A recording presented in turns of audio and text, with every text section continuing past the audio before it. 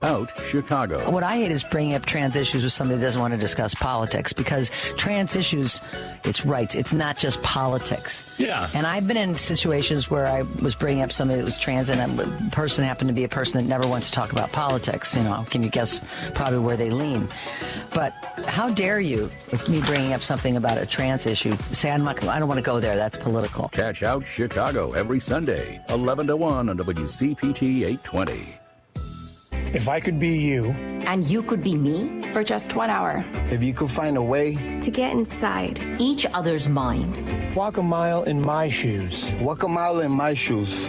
Walk a mile in my shoes. We've all felt left out. And Okay, for some, Henry, that I'm feeling up. lasts more than a moment. We can change that. Perfect. I added 3 minutes, and I am about to call Reverend Vicky Johnson. Okay, Reverend Johnson. All right. Thank you. This is AP News. I'm Rita Foley. A deadly school shooting overseas this morning. A teenage boy opened fire at a school in Serbia's capital, Belgrade, this morning, killing 8 children and a school guard, say police. The AP's Charles de Ledesma. Police say in a statement the suspect, a 7th grade student, has been arrested, adding the boy had apparently fired shots from his father's gun at other students and the school guard. Astrid Merlini, the mother of an eyewitness, says in Serbian, "My child survived this. You can't imagine. She saw a man falling down, shooting. She was running away. She thought the boy with a gun would run after her. Okay, and I'm She's in hearing shock, both. but she's full with adrenaline." I'm Charles Dilladesma. Pastor Johnson? Hi, how are you? I am well. How are you? I am doing well, thank you. Just, as you can hear, pulling some things together here. But he needs to hear you speak so we can make sure that we have you. So, good morning, good morning, good morning. This is Vicki Johnson here on the Santita Jackson Show. Happy to be here. Glad to be alive on this Wednesday. I believe it is May 3rd. Ooh, wow. All right, hearing everyone loud and clear. Can you believe that we're this far into the year? Yes, it is. It has been a year, I can tell you that. It has been a year. Yeah. Whew. It's been a year. It's been a year. Well, let's just say the best is yet to come. Yeah. I think so. And I hope and pray. Well, what do they ask you, the Lord, don't move my mountain, just give me the strength to climb. Yes. And that is really ultimately what I want.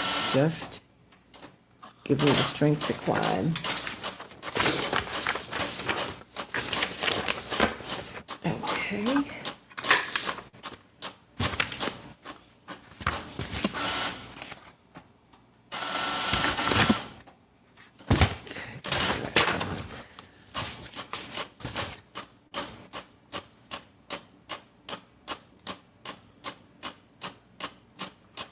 Okay. Pastor Johnson, thank you for your patience as I am looking for getting the rest of these things up. Things come up. I try to get as much of this stuff as I can. The beauty of this moment that we're living through is that so much of what we have suspected we see to be true, Yeah. and I am like, that is, as they say, that's a good thing. That is a good thing. But now we can all, I was blind, but now I see. Yeah. And now people see what we've been seeing and saying for a long time. Like, this is how this thing works. It doesn't work the way you think it does. I remember I wanted to be a Senate page because I'd read my little Encyclopedia Britannica, and if it was in the encyclopedia, or if it was here, I believed You it. knew it. Of course. And my mother was like, absolutely not. About 5 minutes. Thank you. And I said, oh, these are the top students around the country. I know I would be selected. I'd have a really great chance of being selected. Da, da, da. And my mother was like, no, absolutely and not. She didn't say it like that either. You know that. After I asked the second time, then she broke it down. Oh no. Oh no. She broke it down where you could understand. Oh, I understood it when she said it the first time. One thing I did not do was challenge my parents. You know that. Mm-hmm. If they said something, that was it. But what was interesting was one morning, I think I was a senior, I think I was a rising junior in high school. And my parents called me into their bedroom. I don't know why I was there. I don't know why I was home that morning. But they had me come in. And remember when those sex scandals broke out on the Hill? Mm-hmm. With the pages? Yes. And my parents wanted me. I just remember my father fastening his belt because he was finishing getting dressed. And my mother, and my parents they were always, they were one. I think that's something we recognized early on. Yeah. But my mother was... Couldn't pit one against the other. No. That's when you got into trouble. And my mother said, this is why we would not let you go on the Hill. Okay? Said, this boy has been destroyed. I said, oh, wow. They had two of them. And one was going with, I think one of our congressmen here was going with, some underage girl. Mm-hmm. And,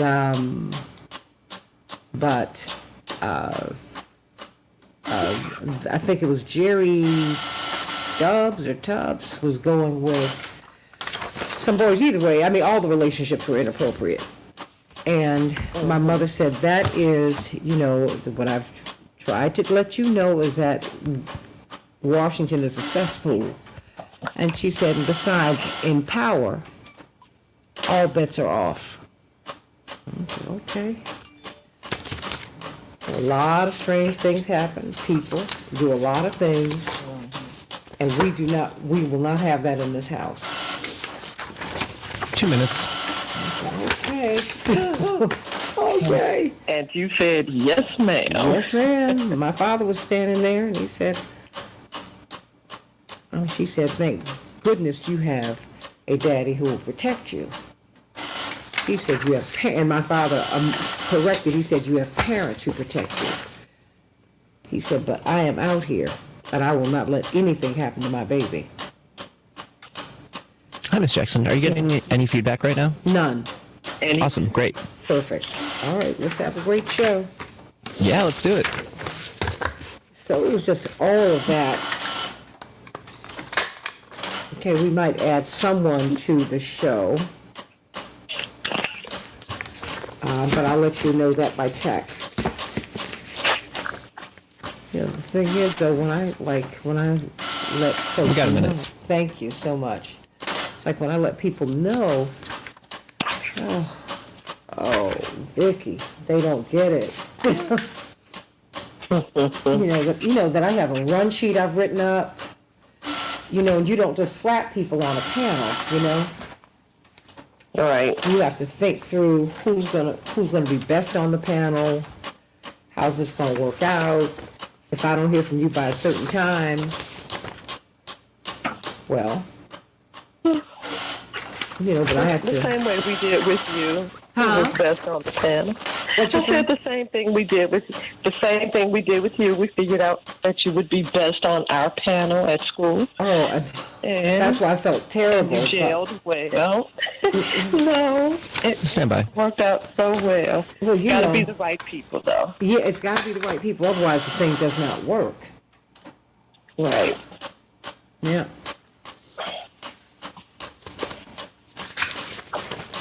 So.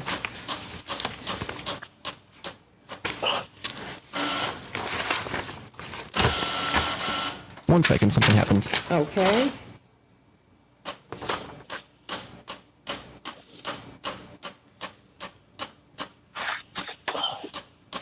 Hey, Carol. Hey, Laura. Hey, Robert. Hey, Shirley. Hey, Jewel.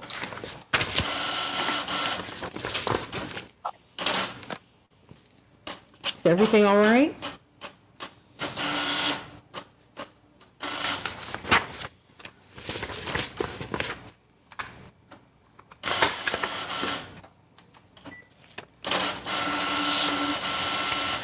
Okay, let me know when we need to come up.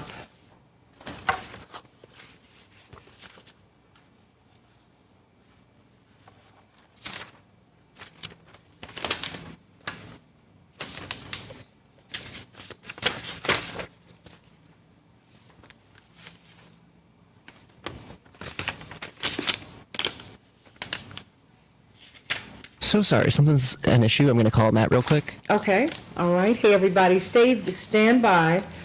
We will be coming up as soon as we can.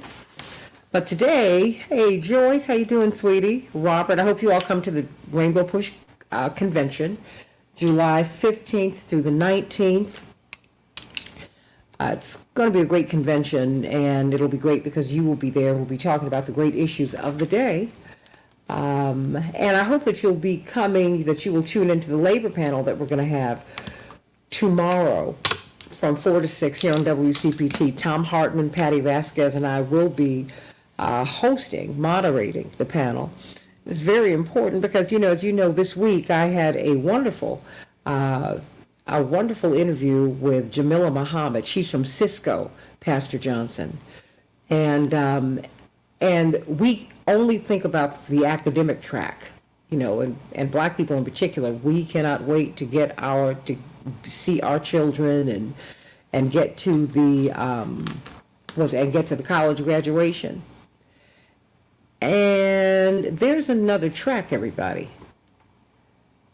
There is just so that you know, there is another track that people can be on. And that is a legitimate track. There is we need to be clear on that. You need to be real clear on that. That there is a track for the trades. You're going to have to get an education, period. And I think that we're missing out, Pastor Johnson, on that, on this trades track. We don't want people to miss that. Come out of high school making, there is another path to the middle class and upper middle class for you, and even wealth. Right. And we love HGTV. Who doesn't love their HGTV? Those are the trades. These are all tradespeople. It's sexy, right? But these are tradespeople.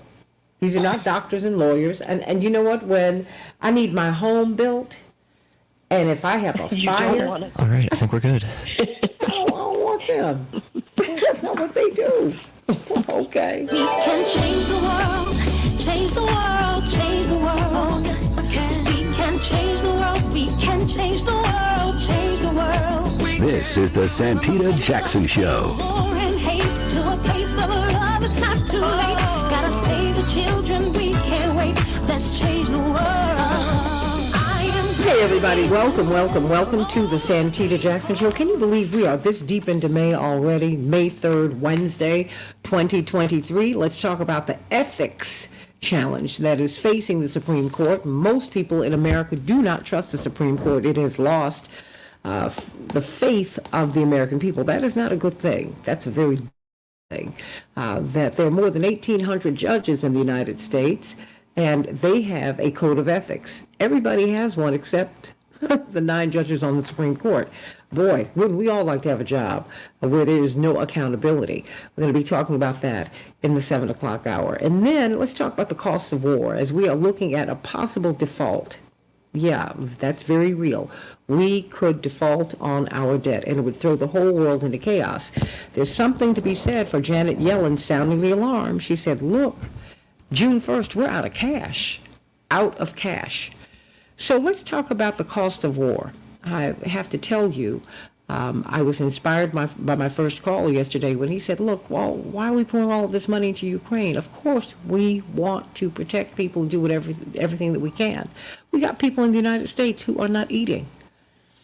We have people in the United States, kids who don't have access to computers. And they need those. So let's think about that, everybody. Let's think about, the infrastructure. When you go to places around the world, you see them building. You see them investing, not in war. You see them investing in their countries. So let's talk about that today. What does war actually cost? What does it cost? What does it cost? I mean, literally, what does it cost? Because wars, in order to mount them, we have to borrow in order to launch them. Oh, yeah, you can't make this stuff up. We're still paying for the Civil War in many respects. Yeah, we are. So let's talk about this on the Santita Jackson Show. July 15th through the 19th, I hope you will come to the Rainbow Push Convention here in Chicago. The 15th through the 19th, go to rainbowpush.org. And we are going to have a trade panel. Melissa Rizzi has done a lot of great work here trying to organize these panels to give you special insights into health. We need to revisit that health panel. It was a fantastic panel. Had some wonderful professionals who helped you to take a holistic look at your health, mind, body, spirit connection. But tomorrow we're going to be talking about the trades. Yeah, the trades. That is another track, another path into employment, the middle class, the upper middle class, even wealth. Look at HGTV. That's nothing but tradespeople. Think about that. And you have people come out of the trades and they do quite well. But do we really know how to get in? Do we know about the opportunities? And do we trust the fact that some of us do our best work with our hands? Most of us do our best work applying what we've learned in the classroom, because that's what tradespeople do. They actually apply physics. They have to apply that which we keep in the abstract. So let's think about that today, everybody. Let's get right to it on the Santita Jackson Show today. It's going to be kind of chilly in Chicago. 48 degrees and cloudy. Minneapolis, St. Paul is going to be positively balmy. A spring-like 67 degrees, partly cloudy. In the NBA, well, everyone was waiting for the Knicks and the Warriors, and the Lakers and the Warriors last night, and the Warriors, the Warriors fell to the Lakers. Yes, you can tell who I'm favoring. Okay, the Lakers won 17, the Warriors won 12. But as long as it's a great series, I'll live with it. So the Lakers are 1-0 in that series. The Nuggets 97, the Suns 87. The Nuggets are up 2-0 in that series. The Knicks 111, the Heat 105. That series is tied at 1, and the 76ers will be playing the Celtics tonight. Who will get that Stanley Cup trophy? We do not know yet, but the Panthers 4, the Maple Leafs 2. The Panthers lead that series 1-0. The Kraken of Seattle lead their series over the Stars 1-0, having won in overtime last night 5-4. We will see the Oilers versus the Golden Knights tonight, and the Devils facing the Hurricanes. In Major League Baseball, the Nationals 4, the Cubs 1. The Nationals will be playing the Cubs once again tonight. The White Sox will be facing off against the Twins. The White Sox were triumphant yesterday, 3-2. They'll be facing off against the Twins once again tonight, everybody. 773-763-9278. I want to hear your thoughts about the Supreme Court. I want to hear your thoughts about the election, everybody. In preparation for an expected surge of crossings at the U.S.-Mexico border next week, the Biden administration plans to send an additional 1,500 active duty troops to the border to free up Department of Homeland Security agents. The troops will take on strictly administrative act roles, officials said, and will join around 2,500 National Guard troops already in place. The man suspected of gunning down, killing 5 people in cold blood at a neighbor's home in Texas, Cleveland, Texas, last week, including a mother and her 9-year-old son, was captured Tuesday after a days-long manhunt. Apparently, according to CNN reports, turned in by a relative who knew that he was hiding at a home not too far from where he committed those murders, where he is alleged to have committed those murders, The suspect was found under a pile of laundry in the closet of a home just miles from the Cleveland, Texas residence where the shooting took place. Oh, wow. Everybody. The popular late-night shows are airing recent repeat episodes until further notice due to the film and TV writers' strike, according to CNN. Several shows: Saturday Night Live, Jimmy Kimmel Live, The Late Show with Stephen Colbert, Again, we're airing repeat episodes as of Tuesday. Seth Meyers and Jimmy Fallon, who host NBC's Late Night with Seth Meyers and The Tonight Show, respectively, previously said they would honor the strike and not air any new episodes as well. Late night shows are being especially impacted by the strikes because they depend upon their writers for bits, monologues, and celebrity interview questions, everybody. Federal Reserve officials are expected to raise interest rates by a quarter point today. More jobs will be lost, everybody, and we are still waiting on what will happen on May 9th when the President and the Speaker of the House meet about the debt ceiling. And those are some of the headlines on the Santita Jackson Show.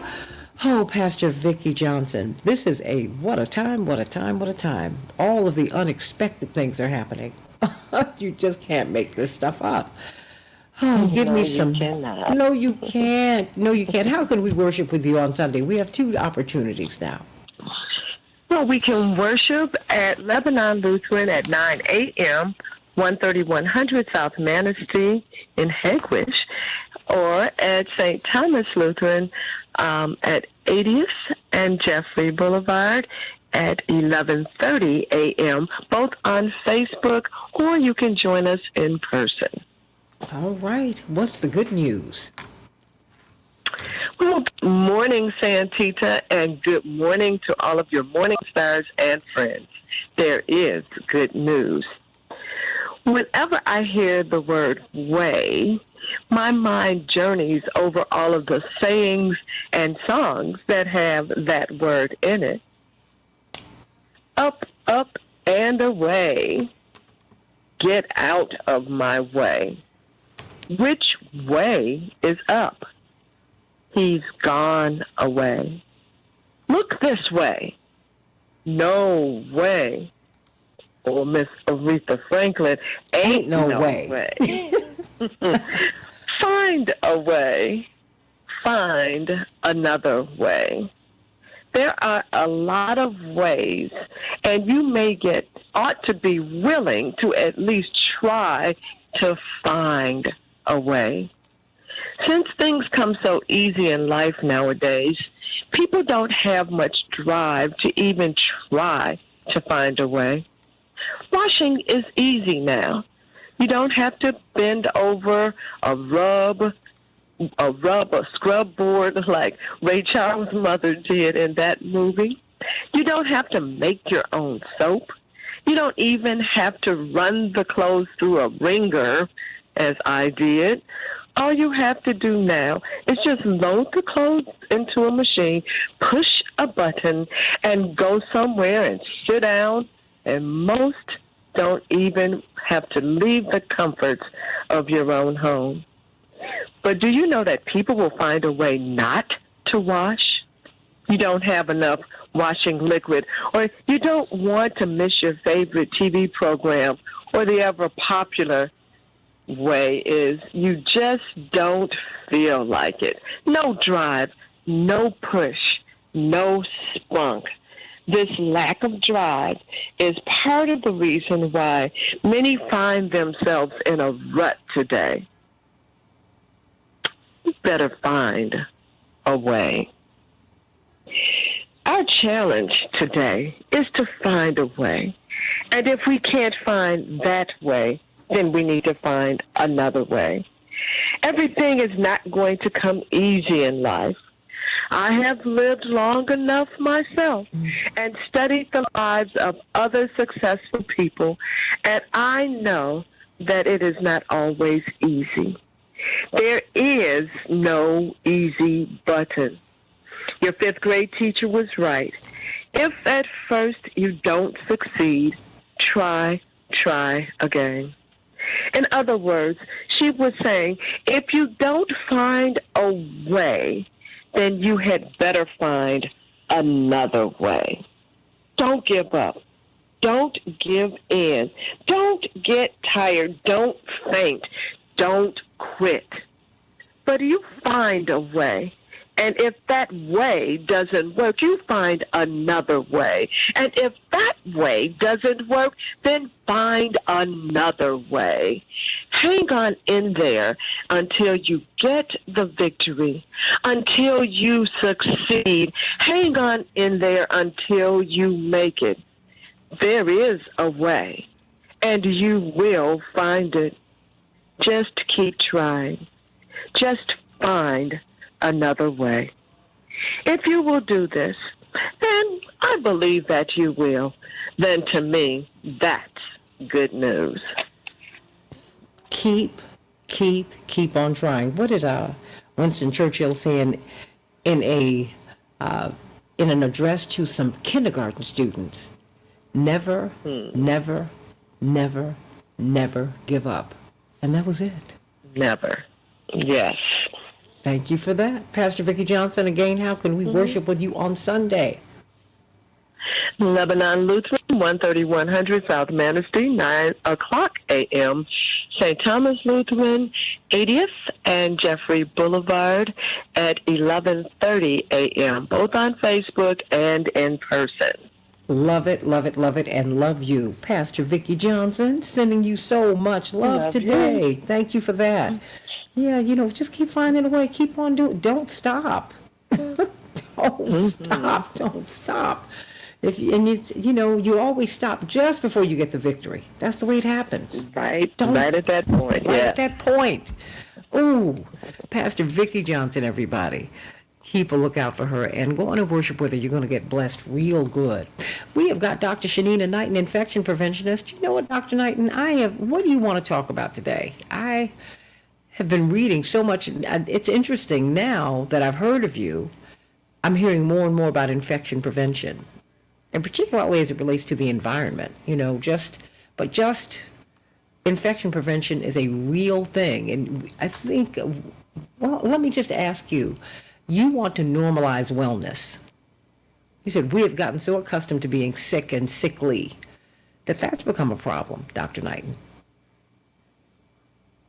It has, and I guess, Santita, when you say normalize wellness, that has so many different spectrums to it. So we can be talking about normalizing wellness when it comes to mental health. I think we've gotten away from the notion of it being okay for everything to not be like, let's say, sunshine and rainbows, and understand that sometimes, being in those spaces of, like, let's say, hard times is what helps to build strength up.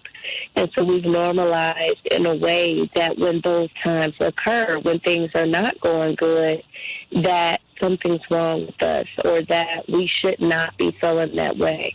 And unfortunately, that does lead to a level of stress, again, that's going to lower the immune system because it's a constant pull on your mind of what really should I be doing, what really should I not be feeling. And so that's one example. When we talk about the environment, especially as we're having all of this rain, when we're having storms, so many things that are going on, we don't think about the illnesses that can occur because of standing water. And so I actually encourage people to look up, like, let's say, bird baths, right?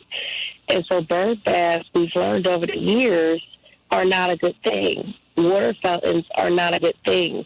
That standing water without having some sort of return system then starts to harbor all kinds of germs. And as it harbors all kinds of germs and potentially become in contact with it, it can lead to some sort of germs. Well, it can lead to infections. And so things such as Legionella, I can give a couple of other ones, but that one is a huge one that when people think about, my gosh, why is it that I got sick from this standing water, then that's why. So even when a kid, might be at a fountain and they're touching the water and, the water is not moving, we have to think about what kind of bacteria and germs have grown in that water. I'm sorry, my husband is coming upstairs as he lets the kids know the baby. Well, I'm glad your husband is there. How about that? You hear him like, y'all, we got 5 minutes to leave, so my apologies. No, it's all right. So that's the big thing, is that we don't think about standing water and the impact. And so as we're facing, like, let's say again, more rain, as natural disasters will continue to occur, as we know that there'll be hurricanes, there'll be, maybe not hurricanes, yeah, but then tornadoes. There's going to be floods. Like, things are going to happen where there's standing water, and we just have to be conscious in regards to how we're interacting with them. And I think I mentioned a couple of years ago that when we had that hurricane in Houston, some people survived a hurricane, but then they might have had, like, let's say, flesh-eating bacteria as a result of having, like, open wounds of having to go through that water. And so that right there might seem like it's a little bit of an extreme case, but we really don't understand what the long-term and actually short-term consequences can be by coming in contact with standing water. And so I know that's one topic as we talk about environment today, Santita. We've also talked about mental health and immune system. So hopping all over the place. But those would be the two main points. Is that, yes, mental health, just because we're down, does not mean that something's wrong with us, and that stresses us out and lowers our immune system. So we have to find a better way to understand that ups and downs do occur and the impact that they can have on our risk for lowering our immune system, which can lead to infections. And then the second point is, as we look at the environment, are getting all of this rain right now and are trying to find ways to stay healthy, how do we pay more attention to standing water and the impact that it can have on our health? All right. Dr. Nina, everybody. Heydrnina. Hey, Dr. Nina. Follow her on social media. She's so practical. We just love you, Dr. Shanita Knighton, infection preventionist. Let's talk about the cost of war. What is war costing us, as we are looking in a real way at default for the first time in our history as Americans? Back with more of the Santita Jackson Show right here on WCPT 820, the nation's largest progressive talk radio station, and AM 950 Radio, the voice of progressive Minnesota. Back in a moment.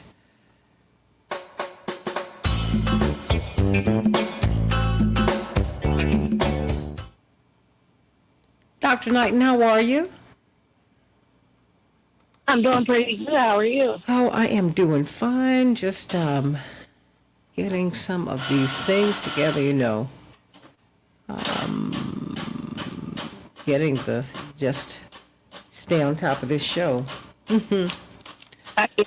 You know what I always love? I love the printer. It's the printer for me. Oh, I know. And it gets everybody. They're like, you need to get a laser printer. I'm like, oh, okay. I'll do that next time. I did what these people told me to get. Yeah, it's one of them old school printers. And so I crack up every time I hear it print. But you know what? It's the one that goes with, I saw it, what is it? Shaq has this new something. I'm going to get another one. I'm going to give it to someone. But, you know, it's the one, the tank, and you can print forever with this thing. And I said, I like this. But, you know, when I get my new place, I'm going to set my studio up as an office. So I'm going to get actually an office printer. You know, that'll make my life a little bit easier, I think. I'm always looking for that upgrade. Wait a minute. Yeah, you gotta keep on growing, right? Hi, Miss Jackson. Yes. We have Dr. Gibbs and Chappelle Wells ready to go. Fantastic. Let me say hello to them. Dr. Gibbs, how are you? Good morning, Santita. Well, it is just you and me today. But I know I'm going to learn a lot from you. And we have got Dr. Shanita Knighton. I don't know if you know her. Of course, she is, not of course, but she is not in your field of concentration, but she is an infection preventionist, registered nurse and PhD. Oh. Back real soon, sorry. What time, how much time? Like 10 seconds. Okay, everybody stand by. We're coming up. Dr. Knighton, and there we go. Hey, everybody. Welcome back to the Santita Jackson Show. It is Wednesday, May 3rd. Hold on 1 second. Okay, Sorry. let me know Apparently when we something come in. misfired. We have a minute. Okay. We have a minute? Yes. Okay. We're inside of a minute now, I take it, yes? Yes, like 45 seconds. Okay. Apologies for this. There's a lot of system malfunctions going on right now. No, it's just you relax, because, you know, this is how you will learn.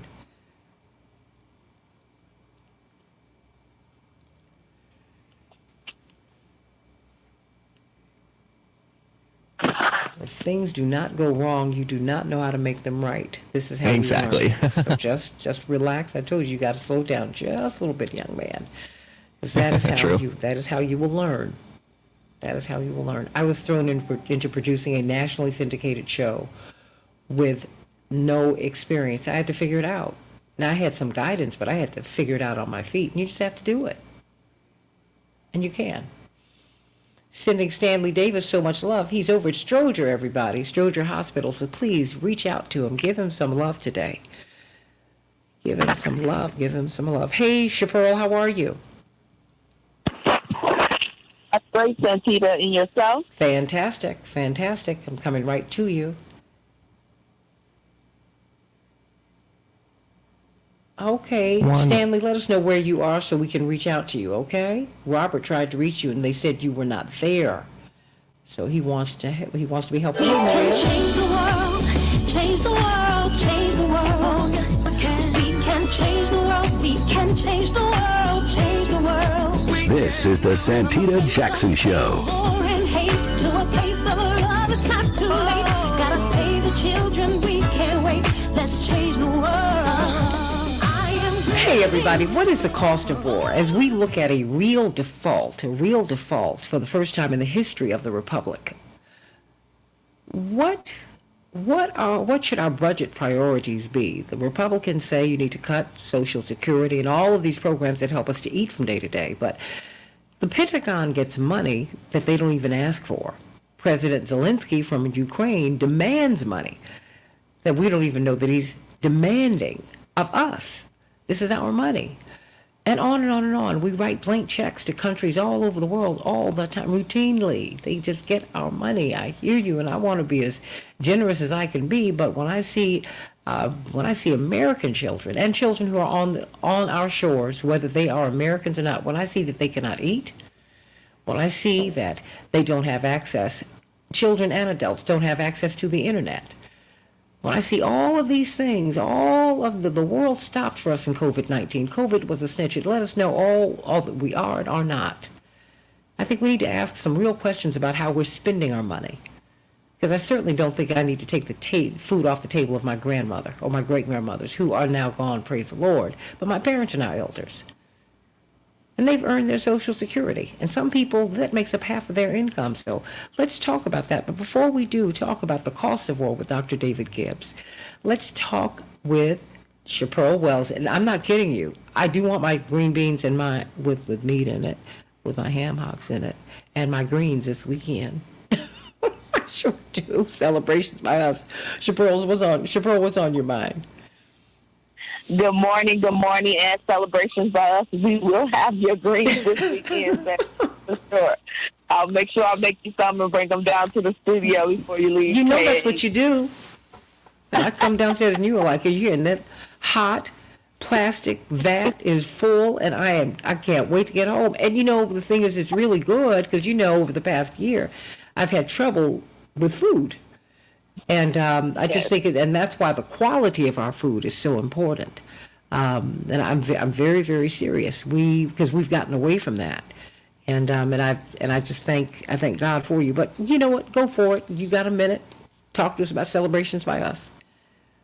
Yes, we are your one-stop party connection, and we do all of your greens, your green beans, your mac and cheese, your smothered potatoes, as well as also your smothered beef, smothered chicken, ribs, whatever it is that you need and you love to eat, we can do it for you. We do also custom balloon arches, as well as also our backdrops and custom cookies. So call us at 708-526-4546. 708-526-4546, and we look forward to serving you. Thank you so much, Santita. All right, Chaparral Wells and celebrations by us, everybody. I was reading that wars throughout history, they're funded by us. And in the United States, conflicts, they lead to the rise of taxes and debt. The Second World War was funded by tax increases and by debt. The Korean War, higher taxes. The Vietnam War, higher taxes and inflation, and an abandonment of the war on poverty.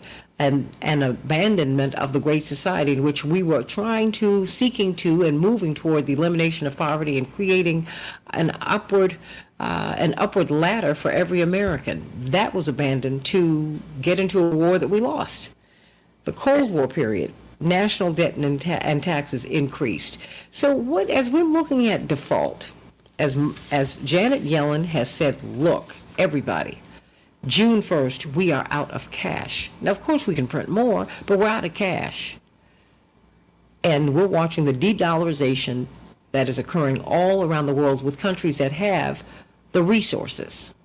Because we no longer produce the televisions and the cars and all of that everybody wants to buy. There was a time when American products were the gold standard of the world. That is no longer the case.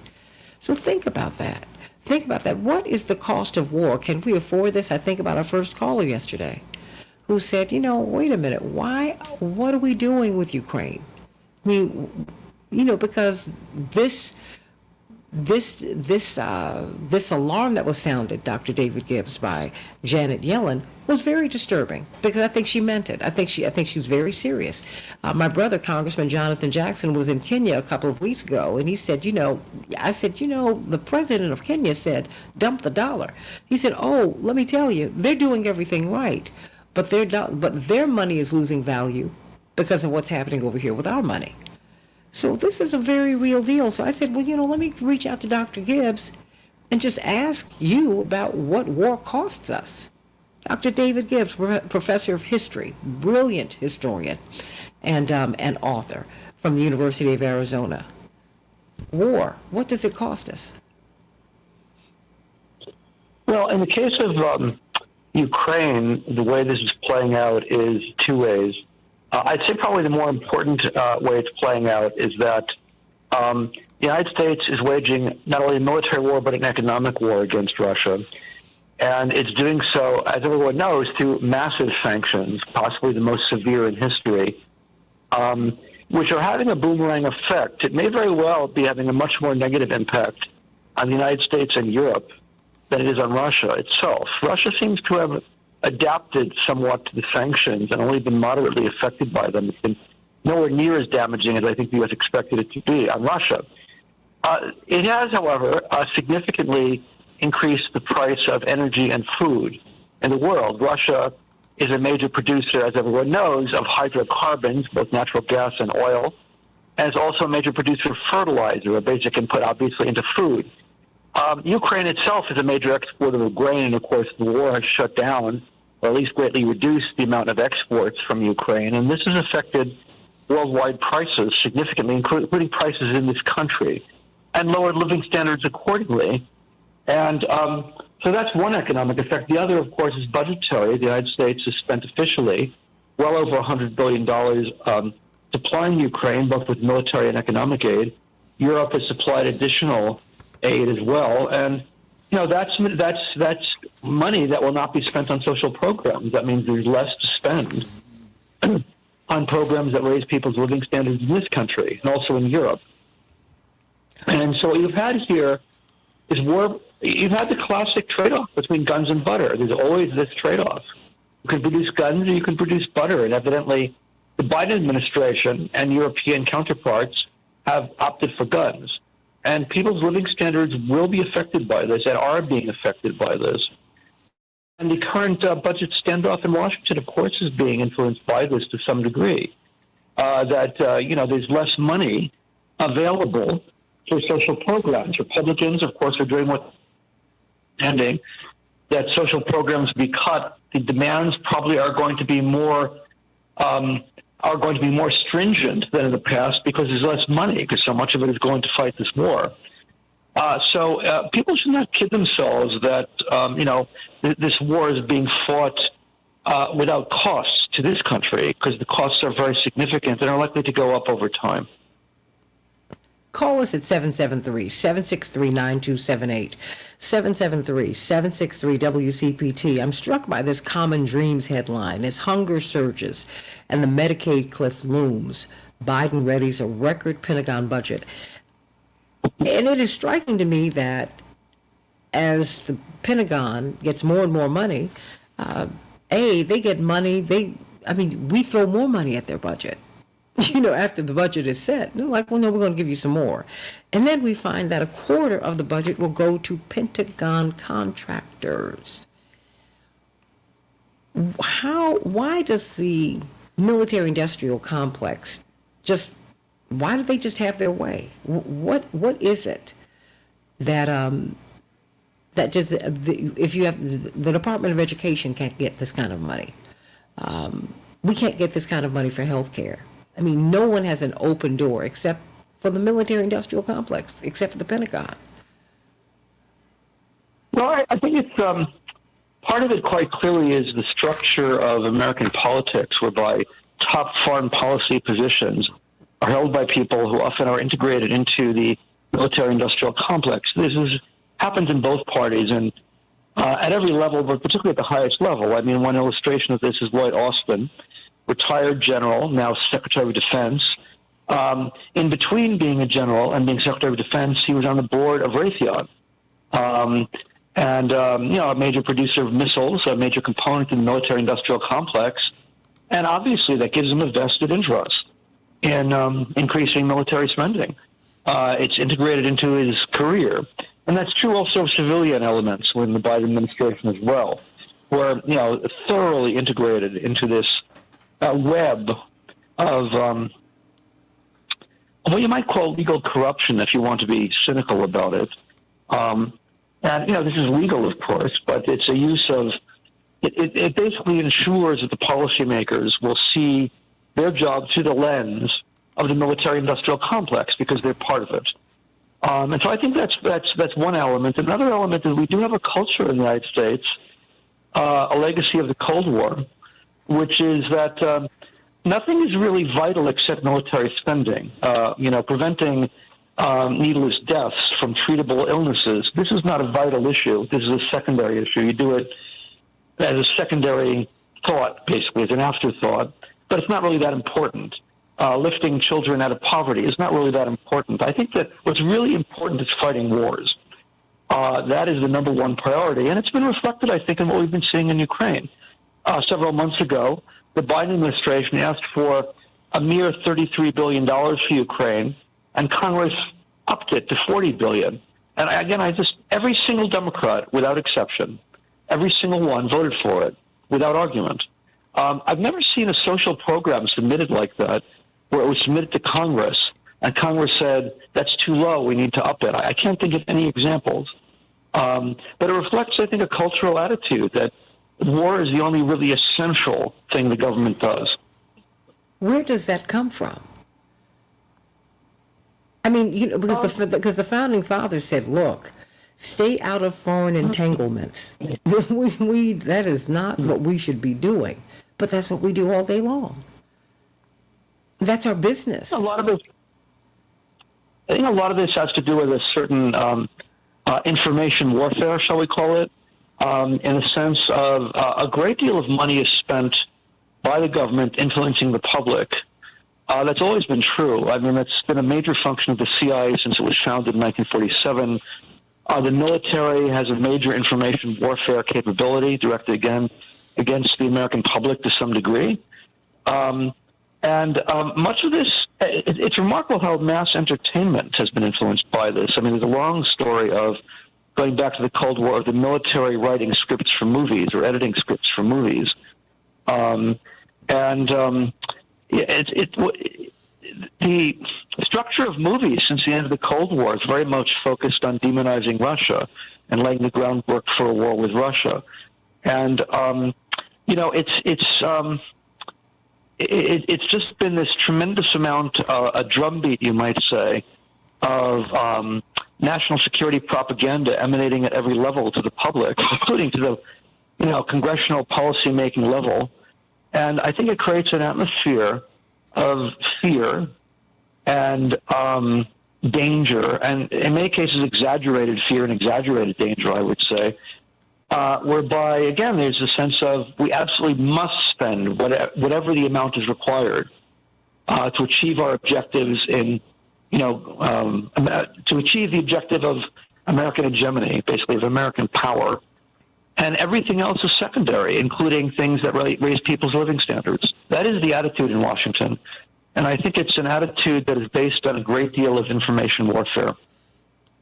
We're talking with Dr. David Gibbs from the University of Arizona about the cost of war. The cost of war. How much does war cost us? We have to borrow to get into these wars, and it deepens our debt. And then you just mentioned the CIA and their role in creating the environment for war. And that extends to Hollywood. Indeed, several Hollywood stars have said that, look, CIA agents are all over Hollywood, and they get the films made and all of that. I mean, and then I came across an article in which they talked about the actors who play CIA assets, who play CIA intelligence officers. They're followed by the agency. And, I just said, well, wait a minute, what's going on here? Who's leading whom, right? So help me to understand what Americans can do. Do we have any control, any say, do we hold any sway over any of this? I mean, can we change the direction? Can we move toward peace? Because just as we are looking at default, and it's a very real issue. Many of us, we had a AAA rating. Economically, we don't have that anymore, and that happened more than 10 years ago. And it's not that we have not tried to get it back, we can't get it back because that's the state of our finances. And I'm just trying to figure out how we get out of this, because it seems to me, Dr. Gibbs, we're not in a good place. Even President Trump acknowledged that when he called President Carter when he was in office. He said, hey, I'm looking at everything here, and President Carter, who none of the ex-presidents really want to fool with, because while he's popular with the people, he's not popular with them, because he called apartheid all over the world. He calls out the military-industrial complex. He said, hey, why is China so far ahead? He said, well, why are they so far ahead of us? He said, well, we're at war everywhere. They're building. They're cutting business deals. I mean, wow. And I think that for all the hype about this threat from China, China spends only about a third what the United States spends on its military, with an economy that's about as large, or by some measures even a little larger than that of the United States. Yeah. And so China is not spending anywhere near what the United States is spending on its military. Generally speaking, there's an extraordinary propaganda effort to inflate threats, and I think if you ask most people, they would think that Russia and China spend as much or more than we do, and that's not true at all. Russia, I think, spends less than 10% what the United States spends. China, as I said, about a third. And again, that has, for China at least, that has significant benefits, because military spending, one of the effects of it is it's not really that efficient economically. For a given level of expenditure, it creates fewer jobs than spending by the government in civilian sectors. And so largely it's a drain on the economy. It's a drain on living standards. And,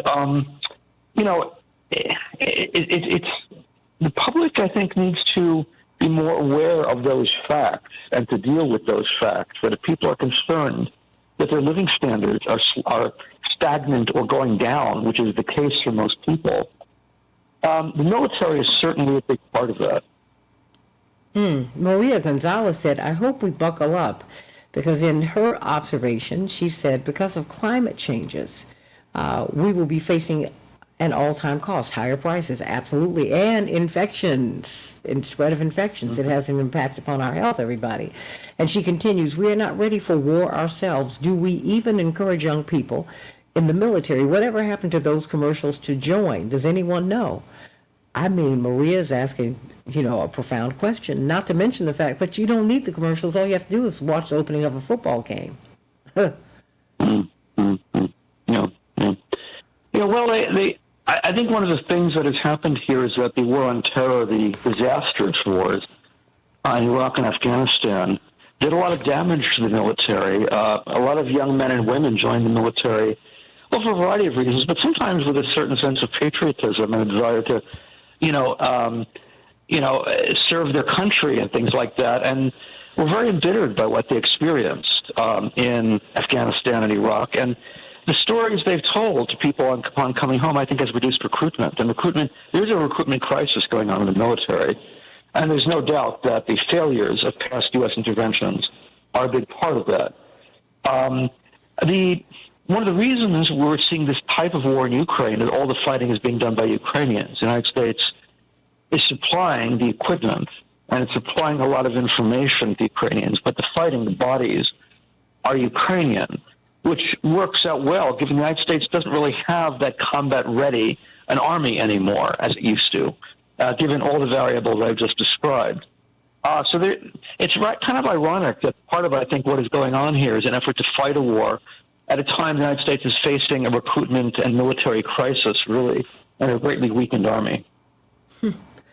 So what's the answer? What's the way forward? I mean, we were looking at a war on poverty. We were looking at the war on poverty was coupled with the creation of the Great Society. We don't have that now. And we're on the verge of default. I don't believe that what Janet Yellen was saying to us was empty. I think that in many ways, we're already in a huge economic crisis, because even though many stateside economists don't want to talk about de-dollarization, it's very real. And the BRICS nations are growing. They're growing. And nations are individually deciding not to use the dollar as the reserve currency. That is going to tremendously impact our standard of living. You know, and if you look at our infrastructure, it's 100 years old.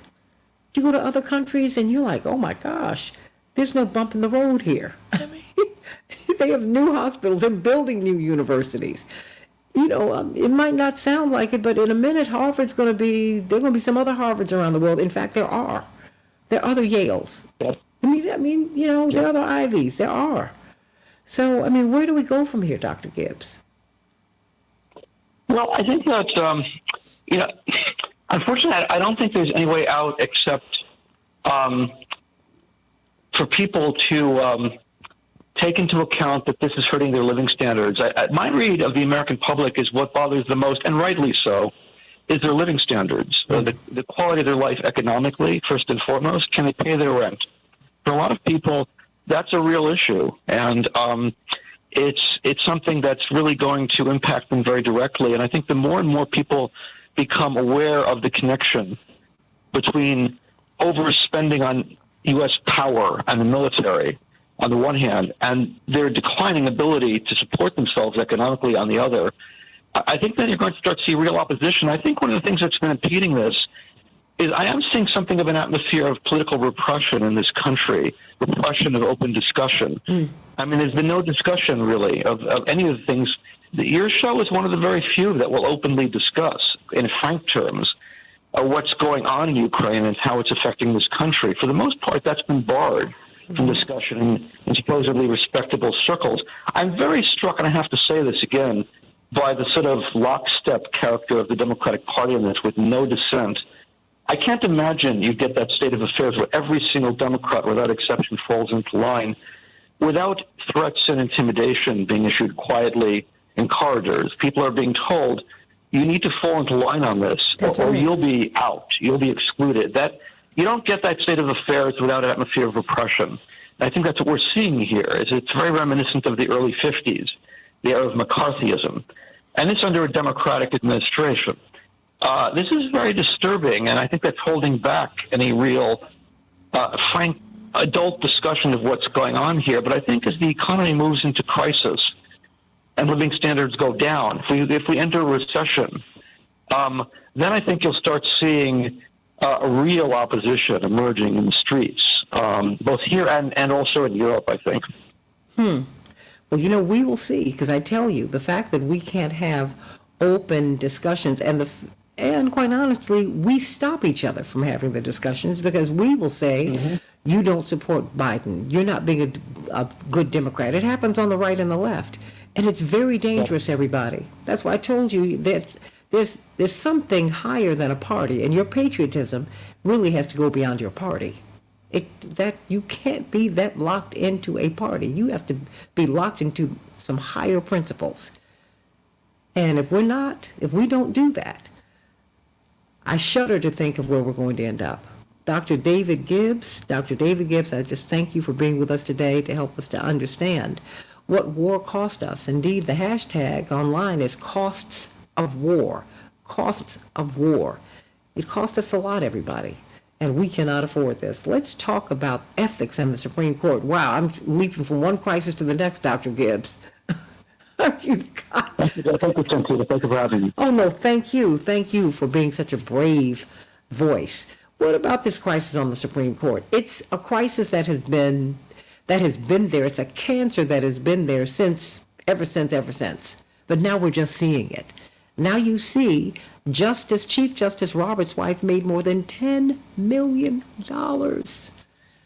from elite law firms who have connections to the court. Neil Gorsuch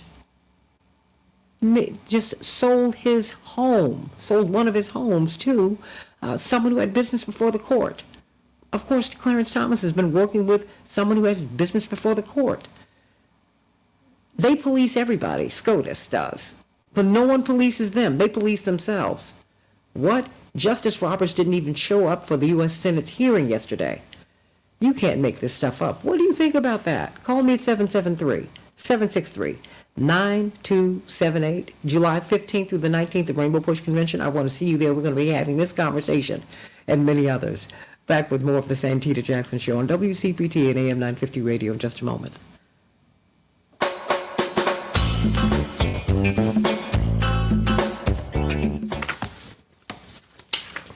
Thank you all. Woof, woof, woof, woof. Thank you. All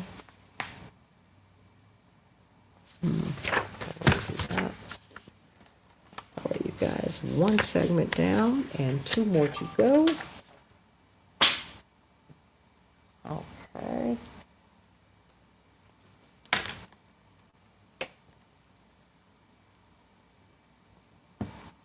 You all, I'm going to have breakfast today. Can you believe it? Yeah, I'm going to do that as soon as I'm done here.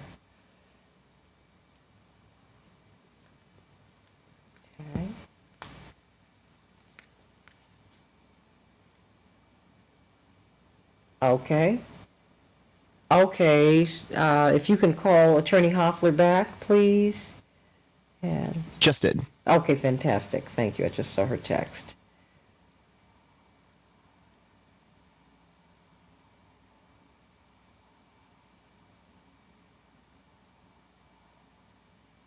Okay, can I speak with her? 1 second, sorry. Okay, no worries.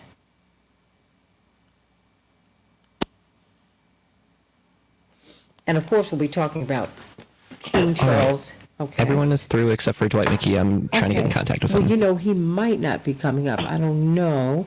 But who do we have now? Attorney Hoffler? Yes. Oh, I think we just ended the commercial break. We have CK, we have Aaron Conway, we have Mark Fancher, and we have Daryl Jones. Daryl Jones, yes. Okay, fantastic. Right. Okay, great. Good morning, CK. Good morning. Stand by, everybody. Good morning. We can change the world, change the world, change the world. We can change the world, we change the world, change the world. This is the Santita Jackson Show. War and hate to a place of love, it's not too late. Gotta save the children. Let's change the world. Hey, everybody. Welcome to the Santita Jackson Show on WCPT 820, the nation's largest progressive talk radio station, and AM 950 Radio, the voice of progressive Minnesota. I want you to meet my morning stars, Joyce Carroll from Beverly Hills, and, of course, Barbara from Oak Park, and Kenneth and L. Stanley Davis. Give him some love, everybody. Stanley, put your information up there. People have been trying to reach you at Stroger Hospital, and they want to send you some love. Send them some love and prayers today, everybody. But please, you meet my morning stars on the Santita Jackson Show YouTube channel, the Santita Jackson Show YouTube channel, and the Santita Jackson and Friends page on Facebook. That is my only page that where I can access you and you can access me. So please go to Santita Jackson and Friends and meet me on Twitter at Santita J. Let's talk about the Supreme Court. Their job approval rating is at an historic low, and no wonder when you look at all of the shenanigans over there. First, we had the ProPublica report that showed questionable ethics on the part of Clarence Thomas, and then Neil Gorsuch, questionable ethics, and then Jane Roberts and John Roberts, the Chief Justice, the wife of the Chief Justice, questionable ethics. We've got to talk about that here on the Santita Jackson Show. So let's get right to it, everybody. What do you think about it? What does it say when you've got more than 1,800 judges all around the country? The 9 most powerful judges, indeed, they are their own segment of the government. They're at the top of it. They are answerable only to each other. That's a club. Who doesn't want a job like that? You can do whatever it is that you want to do, and you are the baller shot caller. You're the one who adjudicates, gives us the law. What? You can't make this stuff up. In Chicago, we're going to have a high of 48 degrees today. It will be, and it is cloudy. Minneapolis, St. Paul, 67 degrees, partly cloudy. In the NBA, everyone was waiting for the Lakers and the Warriors to face off, and guess what? The Lakers were triumphant last night. They lead their series 1-0. 1-17 the Lakers, the Warriors 1-12. The Nuggets lead 2-0 in their series over the Suns. The Nuggets 97, the Suns 87. The Knicks and the Heat are tied. The Knicks won last night 111 to 105. And tonight we'll watch the 76ers against the Celtics. In the NHL, who's going to get that Stanley Cup trophy? It is huge, everybody. Well, the Kraken, they won in overtime, everybody, last night over the Stars, and they lead their series 1-0. And the Panthers, well, 4-2 over the Maple Leafs. They lead in their series 1-0. The Oilers and the Golden Knights will be playing tonight, as will the Devils and the Hurricanes. In Major League Baseball, the White Sox are facing off against the Twins tonight, but they were triumphant yesterday, 3-2 over the Minnesota Twins. And the Nationals 4, the Cubs 1. They'll be facing off against the Cubs and the Nationals once again this evening, tonight just after 6 p.m. What's happening around the world? In preparation for an expected surge of crossings at the U.S.-Mexico border next week, the Biden administration plans to send an additional 1,500 active duty troops to the border to free up Department of Homeland Security agents. The man suspected of gunning down 5 people, killing 5 people, including a mother and her 9-year-old son, in Cleveland, Texas, was captured yesterday after a days-long manhunt. The suspect was found under a pile of laundry in the closet of a home just miles from the Cleveland, Texas residence where the shooting took place. Popular late-night shows are airing repeat episodes until further notice due to the film and TV writers' strike. The WGA, the Writers Guild of America, they are on strike. Several shows, including Saturday Night Live, Jimmy Kimmel Live, The Late Show with Stephen Colbert, began airing repeat episodes. Seth Meyers and Jimmy Fallon, who host NBC's Late Night with Seth Meyers and The Tonight Show, respectively, previously said they would honor the strike and would not air any new episodes as well, everybody. And those are just some of the headlines on the Santita Jackson Show. You know we are fighting to help you to get financial freedom. We're about to get a new sponsor, Make It Financial. How many of you think that you need to have high net worth in order to get a financial advisor? Well, they laid that myth to rest. Working class people have access to a financial advisor, someone who's going to help you to plot out your financial life. Oh, yeah. And they're going to become a sponsor on the show. I'm very excited about that. And they will be the sponsor of the labor panel on WCPT tomorrow. We're trying to help you to understand that there is an academic track and there is a trades track. That's right. And we're going to be talking more about that and talking to you about how to get into the trades tomorrow from 4 to 6. Tom Hartman and Patty Vasquez and I will be hosting that labor panel right here on WCPT from 4 to 6 p.m. Central Time tomorrow. But if you are a first-time home buyer, if you want to buy a home, if you've not owned a home in the past 3 years, I think you need to call Team Hochberg at 855-56-DAVID, 855-56-DAVID. They are your trusted local lender.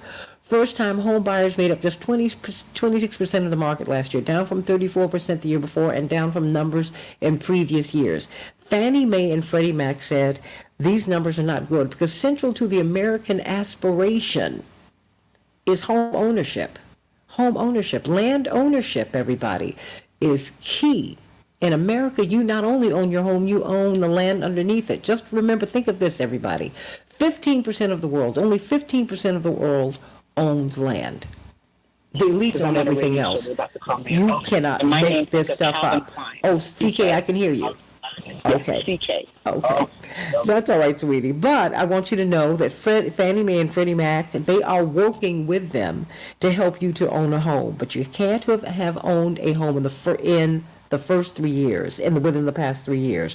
So now that there are substantially lower rates, that could be raised at any time you need. This is the prime time to call Team Hochberg to find out if you qualify for this program. You just might. First thing you need to understand is that the total income in your home needs to be below $105,700 if you live in Chicago.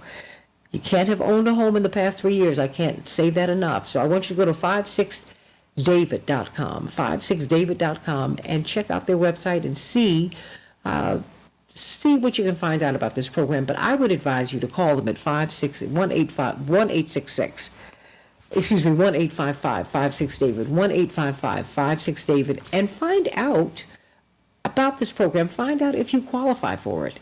I mean, this is your opportunity to build wealth for your children, for yourself, for your children, and for your grandchildren. Remember, homeowners beget other homeowners. Think about that, everybody. Call Team Hochberg if you want to own a home, and yes, it's possible to get one even in this crazy economic climate. Call them at 855-56David, 855-56David, or visit them online at 56david.com. What is going on with the Supreme Court? Well, I would tell you this. Everything that's already been going on. It's just now we see it. ProPublica let you know that Clarence Thomas didn't disclose luxury travel with Harlan Crow, a billionaire who's had business before the court, everybody. And Harlan Crow even bought Clarence Thomas's mother's home where she lives rent-free today. Neil Gorsuch, he sold property owned by the head of a major law firm that does business before the court. No one said anything about that. Politico reported it. Then Business Insider let us know that Chief Justice Roberts' wife, Jane Roberts, made $10.3 million in commissions as a consultant to elite law firms.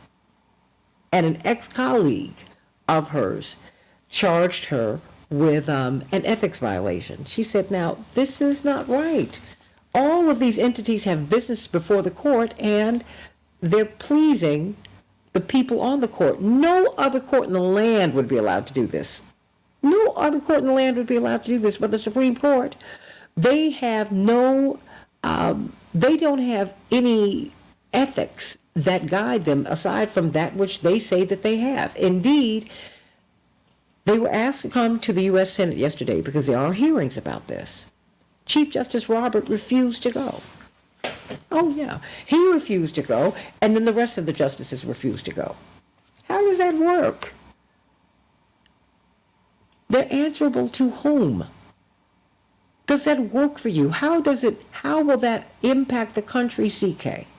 For us to have the highest court in the land mistrusted by most Americans in the land. I mean, there's something going on here. They are at an historic low in terms of their approval rating in the United States, Attorney C.K. Hoffler. And of course, before I get going, I want to find out from you, are you going to be on Court TV today or tomorrow? Or what? I will not be on Court TV today because I'm traveling, but I will be on Court TV next week. Next week I'm going to be on Court TV 2 or 3 times, starting on Monday. Okay. I believe it's from 9, 10, and then on Wednesday as well. Okay. Well, I always have to ask you because you won't tell. And then we'll be looking at Court TV. I know, and I tell at the end. And sometimes I'm expecting in the beginning of the week I'm on twice, and end up being on 4 times. So, you know how it is in the media, and especially if there are late-breaking cases that where people would like me to comment on. So just let us know. Just let us know, because we love you, and we want to let Court TV know that we want more of C.K. Hoffler. Attorney C.K. Hoffler, let's get right to it, because I know your time is short with us today, but of course we've got a tremendous panel with us today to talk about this issue, because it is distressing, and I'm sure it's got to be distressing to officers of the court, but it is. Henry, let me know exactly who is on with us today. We've got attorney Aaron Connolly. We've got attorney Daryl Jones. I want to make sure that that's all that we have in this segment. But Attorney Hoffler, because we want to hear from Aaron and from Daryl. Why is this disturbing legal Q&A with CK? I mean, because you texted me about this at the beginning of the week. I did, Santita. This is disturbing. We have covered various aspects of this before, Santita. And first of all, good morning to everybody. I'm so distressed about this, I even lost my courtesy. This is disturbing, Santita. Supreme Court being the top court of the land, being the land that really, really sets the laws that are in dispute on a lower level, like, for instance, just to give the audience backdrop, if there's some inconsistency in the application of law in different states or within a state, that can be escalated up through litigation and ultimately get to the U.S. Supreme Court, and the U.S. Supreme Court can decide whether they will take those cases, accept those cases. And we've seen the reversal of the repealing of Roe versus Wade. We've seen some very, very draconian opinions coming from the U.S. Supreme Court of late. And so we know, just in terms of history, that the U.S. Supreme Court sets the tone. Immigration policy, voting rights. We saw that seminal. We come back to Shelby versus Holder versus Shelby County versus Holder, Holder versus Shelby County. That case that really basically gutted the Voting Rights Act and all of the protections that we enjoyed that protected us from discrimination at the polls and voter suppression have been eliminated. So the U.S. Supreme Court touches every aspect of our lives. Criminal justice reform, there are cases that would go before the U.S. Supreme Court that would impact that. So we can't underscore how important this court is to our daily lives, day in and day out. So when these judges go through the confirmation process, which is rigorous, the last justice we saw, Justice Ketanji Brown Jackson, her confirmation was rigorous. It was offensive at times, it was insulting, but she went through it and she flew through it and responded appropriately, and now she sits on the U.S. Supreme Court. So we revere these justices. Typically, we revere their authority. They have unfettered discretion. They can basically do what they want, and they set the tone for this country. And the laws. And the rules. They are, and right? the laws. The rules, the laws, the tone for this country. The standard by which you are either free or imprisoned, right? Absolutely. Okay. Absolutely. All of that, and I think people don't realize the role of the U.S. Supreme Court. They think, it's on a local level. Yes, local governments, local judges, local courts will adjudicate on issues on a day-to-day basis. But when there are inconsistencies in the law, when people want to get that law repealed, and all of these fights that we see in federal court, in lower courts, that particularly involve privacy rights, individual rights, civil rights, voting rights, human rights, immigration rights, all of that ultimately could escalate up to the U.S. Supreme Court, as they are the final arbiter, and they will decide. So we've established their incredible importance on every fabric of this country. So when you have the justices of the U.S. Supreme Court, who are supposed to be impartial, they go through a confirmation process because they're supposed to be nonpartisan, but we know that's a farce, because you have the Democrats that put their people up, you have Republicans that put their people up, and when they get in, they're supposed to be impartial because they're supposed to have the will of the people, what's best for this country.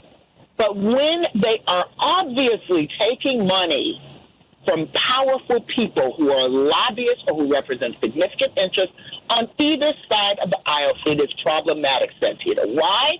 Because he who greases the hand of whomever, whether you're a Supreme Court, a politician or whatever, gets that person's ear.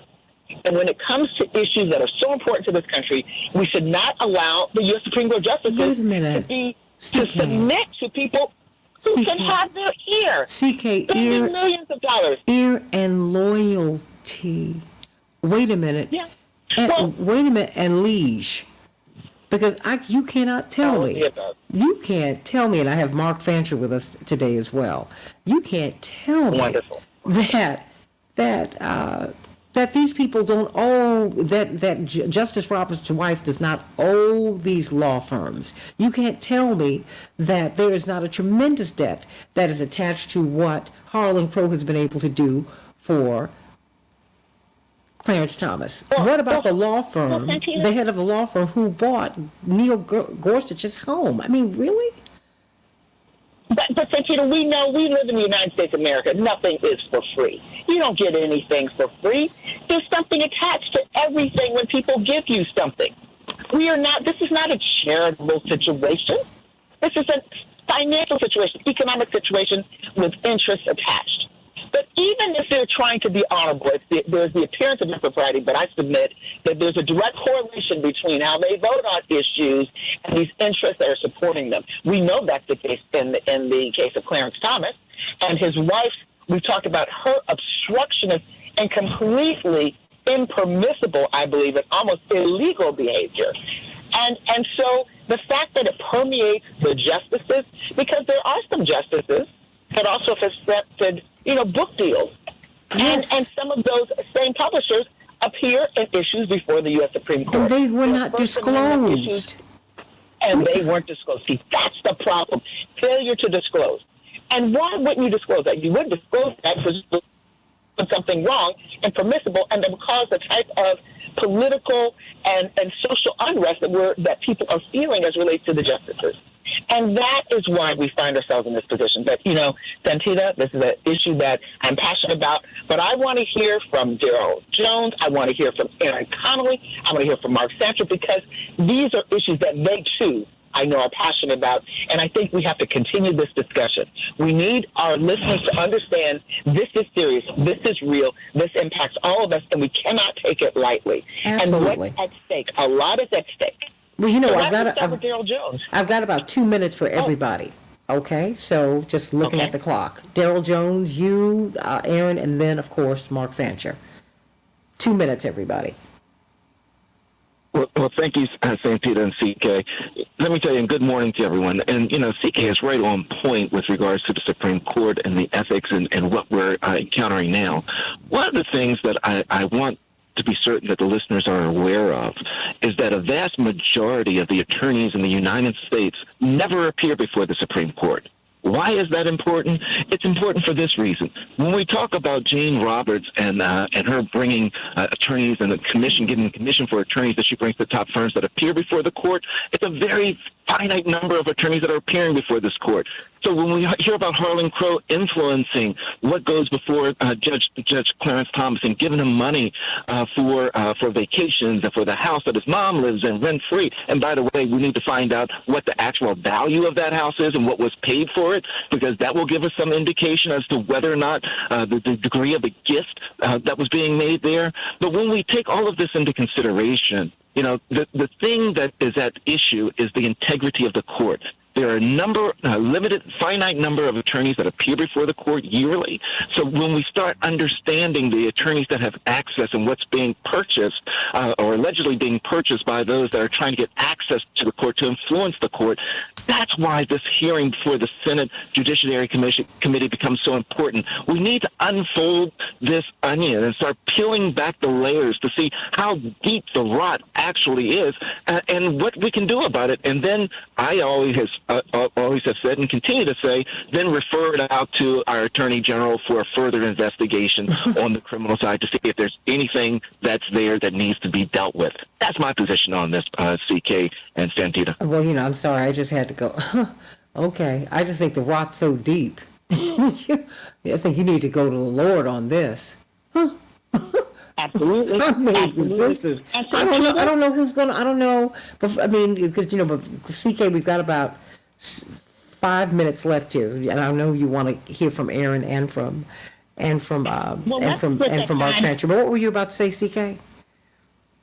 I just want to say I want to thank Daryl for that perspective, and because I have to run, if Aaron and Mark could give their comments in that order on this very important issue, and Santita, we have to continue talking about this to sensitize people to the significance of it. And we're going to find a case on a local level and trace it up to the U.S. Supreme Court. That's important for people to understand the significance and power of this court and why they've got to watch this and send letters to their senators and Congress. Absolutely. Very important. Because Justice Roberts didn't even show up at the hearing yesterday. He just didn't show up, just flipped them off. Aaron, 2 minutes. Wrong, and more wrong. Crazy. But legal. Okay, thank you, speak to this. But legal, yes. And I think that's an example of really what we're looking at is the legacy of the Roberts Court and Chief Justice John Roberts' leadership. DK and Daryl did a wonderful summary of some of the highlights that are more dangerous aspects about this very activist and unethical court that we've seen evolve under Justice John Roberts' leadership.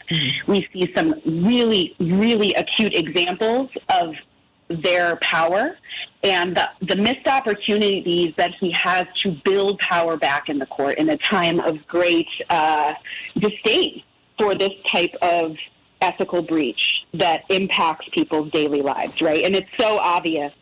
And I think we see an over-deference in our Senate process that is, requesting attendance instead of compelling it at this point. Justices have testified in our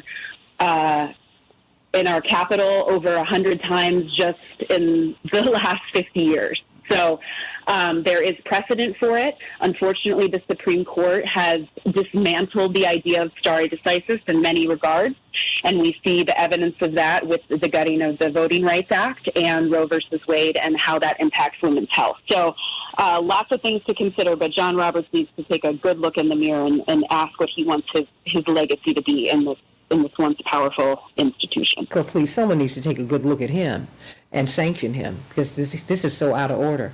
I mean, Mark Fancher, who doesn't want a job where they're answerable to no one? No one. Yeah, and I think that in some ways we're all missing the mark because the question that's been posed publicly is, why don't they have a code of ethics? They do.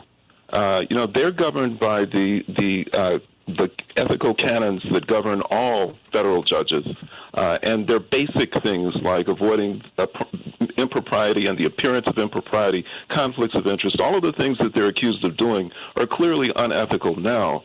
What we're seeing is something that is far deeper, and I don't want to go too far around the barn to get to the point, but when Bob Marley was first diagnosed with cancer, it was in his toe. And he was told by credible and competent physicians that he needed to amputate the toe to get rid of the cancer. He found some doctor who said that all that we have to do is clean out the wound and put a skin graft over it, and you'll be fine. And it metastasized throughout his body. The United States has been plagued by the cancer of white supremacy and racism and classism and elitism. It's a cancer that has been eating away. And the only thing that we ever do is to try and just clean it out, do a skin graft over it, and hope that it goes away. And it has crept all the way from the grassroots and among those who are the least in this country and who have the least education, the least opportunities, all the way up to the highest levels of those who should know better, those who should have more integrity, those who should be more capable of disciplining themselves. And we have an overall climate, an overall tone in this country now that is one that accepts corruption, it accepts lying, it accepts deceit. And so we've got something far, far deeper than just the question of whether we need to impose a code on these justices. You can impose a code if you want to, but if they're inclined to engage in this type of conduct, they're going to do it anyway. And so it just really represents a degradation of the U.S., its culture, its society, and its social norms. And I think that we have to do a lot more than just come up with new guidelines, policies, and rules. Well, CK, I've got literally 1 minute before we go to break. I know you've got to leave us, but we're going to continue on with this discussion, and we want you to call us at 773-763-9278. Dynamo Dave, I'm going to get to you in a hot second. 773-763-9278. Want to know what you think about this. Does it bother you that the court functions this way? Are you surprised? No, I'm not. CK, 1 minute. Did CK leave? Well, okay, everybody, I want you to call me at 773-763-9278. Let us talk about this. I think this is a very timely discussion, and it's a discussion for the times. It's the zeitgeist, Mark Fancher and Aaron Connolly and Daryl Jones. It's the spirit of the times. So much is coming out now. Things that were hidden, things that we knew have been going on. Well, now it's all out here. So what are we going to do? What are we going to do about it? How do you feel that everybody is answerable? I mean, well, you're right. They do have a code of ethics. They're just not answerable. They don't have to live up to it. Yet these people have the power to keep you in jail. They have the power to have you die on death row. But no one, but we have the power to deal with them too. But, I want to get some solutions from you guys on the other side of this, because this, to me, is a conversation that we have got to have. The 9 most powerful justices in the land, I mean, they're not even called judges. They're called justice. Is this just? Back with more of the Santita Jackson Show. July 15th through the 19th, the Rainbow Push International Conference. We'll be having conversations just like this. Back with more of the Santita Jackson Show in just a minute.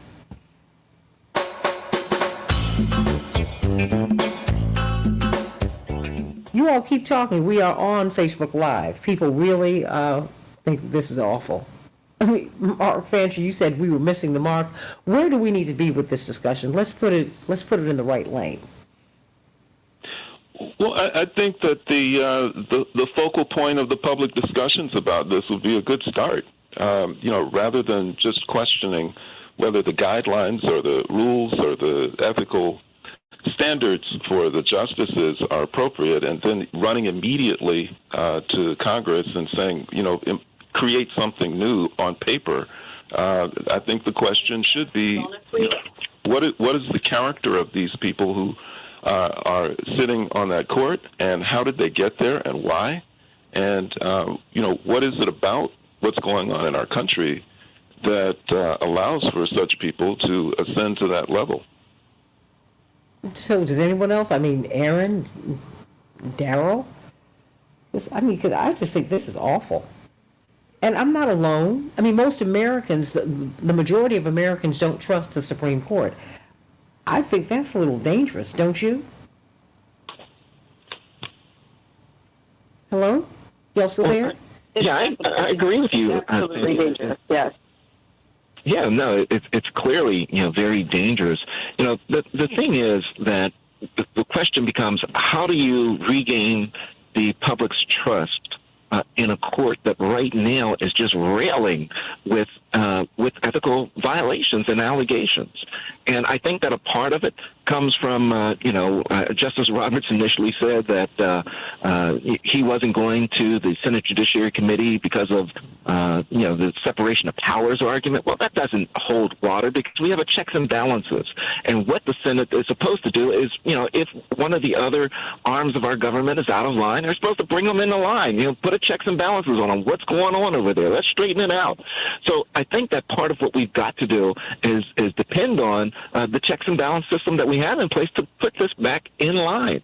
And I don't know that, and then clearly, the Supreme Court has indicated, and Chief Roberts has shown that he's not willing to or have the ability or interest to do the corrective measures to pull the court into line. And now that we have the allegation with regards to his wife, perhaps, and that stuff not being reported, and that particularly the names of people that she was receiving commissions from for their attorney placements, that really begs a bigger question as to... Hi, Ms. Jackson. I have Reverend Attorney Jeanette Wilson. ...allowed at this point. There are too many hands in the pot. So we've got to have it outside our checks and balances to come in and straighten it all out. If that's what they want to do. I mean, these people have been able to get away with this for so long. I mean, look, we don't want to look at the rot in the executive branch. We will bring up people in Congress, particularly those in the lower house. But the higher up you go, the less inclined, the more disinclined we are actively to deal with this. Okay, what's this? What's the music? Okay. Can somebody help me with that? What's the music? Okay. What's the music? Okay, that was interesting. I mean, it sounded beautiful. It just sounded wrong, just for our purposes here. Reverend Wilson, how are you?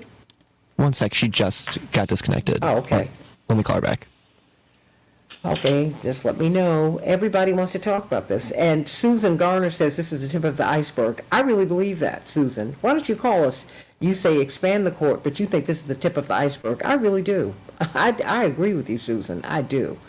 I don't think we've seen anything. 773-763-9278, 773-763-9278. Stanley, put your information up there. People want to reach out to you, but they need to be given the right number to call. People tried to reach you at Stroger Hospital yesterday, but they said you were not there. So give us your information. Put it on the chat line. So everybody, call us at 773-763-9278. Hope that you'll be joining the trade, well, I call it the trades fair, but really the labor discussion that we will be having, the labor panel tomorrow on WCPT with Tom Hartman and Patty Vasquez and Santita Jackson, as we really help us to see the value in this trades track that many of us are missing out on. 773-763-9278 is the number that I want you to call now, so we can talk about the ethics of the Supreme Court, or they do have an ethical standard. I think that Mark just made the brilliant point. They just don't follow it. All right, got her back, and we have about 30 seconds. Okay, thank you. Hey, Reverend Wilson? Reverend Yes, Wilson? ma'am. Okay, everybody, make sure you have everything turned down in the background. We can hear our shuffling paper, all of that, including my own. So make sure you do that. All right, and were you able to get in touch with Attorney Fancher yesterday? And I did. Okay, well, Attorney Fancher's on today. Attorney Fancher, Reverend Jeanette Wilson is going to reach out to you to see if you have any time to be part of the Saturday morning forum by telephone. Stand by. And so... By Zoom. By Zoom? Change the world, change the world, change the world. We can change the world, we can change the world, change the world. This is the Santita Jackson Show. War and hate to a place of love, it's not too late. Gotta save the children, we can't wait. Let's change the world. Hey everybody, welcome to the Santita Jackson Show on the nation's largest progressive talk radio station, WCPT 820, the nation's largest progressive talk radio station. Tell everybody about us. We have the top talkers in the progressive space right here on WCPT and on AM 950 Radio, the voice of progressive Minnesota. I'm so glad that both of these places are my home, as is Facebook, the Santita Jackson and Friends page. Santita Jackson and Friends, everybody. Please like and share the show today. Like and share the show. Like and share the show. Join me on Twitter at Santita J. At Santita J. Just join me over there. And please go to, and not the Santita Jackson page on Facebook. No, that's just a landing page. The page where I am active is Santita Jackson and Friends. That's the page where they will not kick you off. They've kicked thousands off of the landing page because they have a 5,000 person limit, and that's it. I'm past that, and they just continue to kick people off, and I don't want that to happen to you. Please meet me on YouTube, the Santita Jackson Show YouTube channel, the Santita Jackson Show YouTube channel. Hope you will be at the Rainbow Push International Conference, July 15th through the 19th. And here in Chicago, please go to rainbowpush.org or call us at 773-FREEDOM after 9 a.m. today. Before I get to you, Reverend Wilson, of course from Rainbow Push, the head of Push Excel, you are a minister, a pastor, and a lawyer. Let me go back to you, Mark Fancher, National Conference of Black Lawyers, brilliant civil libertarian. You said we need to frame this discussion properly, as we see an ex-colleague of Chief Justice John Roberts' wife, who has made an ethics claim. That is now, it's opened the door. We now see that she made $10.3 million. At least that's what's been reported.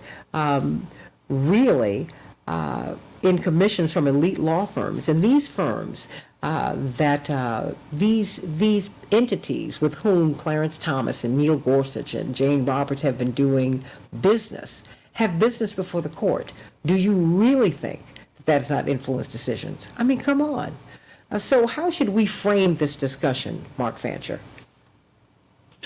Well, I think it needs to be placed in a historical context. And when you do that, then you begin to recognize that the things that are happening are really pretty consistent with the way that the country was designed. The United States of America as an institution, as an entity, was developed by very elite, wealthy white males, and it was designed in a way that was to ensure their continuing dominance of the vast majority of the population. It was designed in a way that would allow them to perpetuate their power and their wealth. And so even though what's happening now is not explicitly consistent and literally consistent with the Constitution and the governmental framework that was designed, the effect is exactly what was intended. So that when the country was first established, only elite, propertied white males were able to participate in the political process. It was noticed that in the South, the elite, wealthy white plantation owners had a deficit when it came to population that would in some way impact their representation in Congress and congressional apportionment.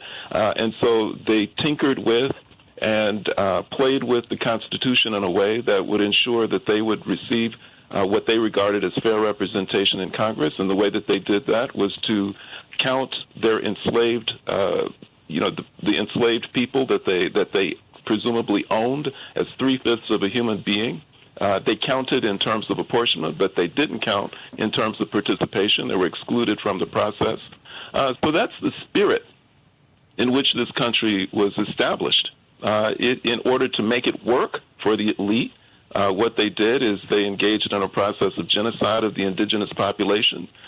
They brought over, millions of people from Africa that they enslaved, and then they manipulated and they exploited the poor white population and women, and persuaded them somehow that their major mission in life was to ensure that they protect the wealth and the power and the interests of this elite group. And so, it is a process that is very old in this country, and the effects of it, the impact, continue. It's just that now all of the charade that existed, the mask that was present that gave it an air of respectability, it's been stripped away by the vulgar shenanigans of people like Donald Trump and other demagogues. And people are now a bit more open, they're a bit more arrogant, and they engage in this type of conduct, which is designed to ensure their personal wealth and power and privilege. They're doing it in a way now that's a lot more vulgar and a lot more arrogant and disturbs people more than it did in the past. Well, indeed, Kevin Triplett asked, why is this happening now? Because, he knows that I've asserted that prosecutions and revelations are political in nature. People are protected, and then other people are not protected. So why do you think, just very quickly, this is happening now? Is this the political moment? Because now, Mark Fancher, no one trusts the Supreme Court. Well, not no one, but the majority of Americans do not trust the Supreme Court, and the majority of Americans do not trust our institutions. And you're seeing it not just in the United States, you're seeing that all over the world. Well, they don't, and it's because even though the country as a whole has drifted into this very strange and disturbing place, people are not totally stupid. And what they recognize is that, several of the justices on the court are the products of this type of demagoguery that we've talked about, whether it's been engaged in by Trump or any of his predecessors. And they know that there are, judicial hacks and people who don't have the type of respectability or the integrity that they would expect, who have made their way onto the court. If you're a prospective justice And before you get there are all these very credible public accusations being made against you about sexual misconduct and harassment, and then you go before the Congress and lie about it, then you already know this guy probably doesn't have a lot of integrity. If you got another guy who comes and, he lies blatantly during hearings about the fact that he's been, that whether he's engaged in, sexual misconduct and beer bashes with frat boys and things like that, when there's credible evidence that he did, you don't trust people like that. And why should they? And so this is just the result of political hacks finding their way, into these positions because of people who are in power to appoint them there, who themselves are corrupt, kinds of criminal type people. So why would anybody trust this process? Why would they trust the court? Why would they trust government, period? And they're all in it. Reverend Jeanette Wilson, what is the danger of this court that they do have a code of ethics, they don't answer. They don't answer this at all. They can do whatever they have chosen to do, and they've been allowed to do whatever it is that they want to do. I think that we are overly deferential to these judges. We call them justice, and I've been to one or two inaugurations, not one or two, I've been to a few. And when they come out onto the stand where everybody is sitting, the area where everyone is sitting, if you're privileged to sit there on the platform with the president, a hush comes over the crowd. And these are some of the most high-profile people. I'm not going to say the most powerful.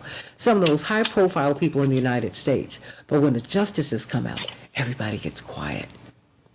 And I had to stifle some laughter once or twice because I'm like, "Are you serious right now? You all act like these people have been sprinkled with some holy water. This is crazy." Reverend Wilson. Well, I think we place an air of awe around the justices that sit on the highest court in the land. I mean, this is the place where that's the last court of last resort. Final appeals go before them. And we somehow believe that these were not human beings almost. They were godlike.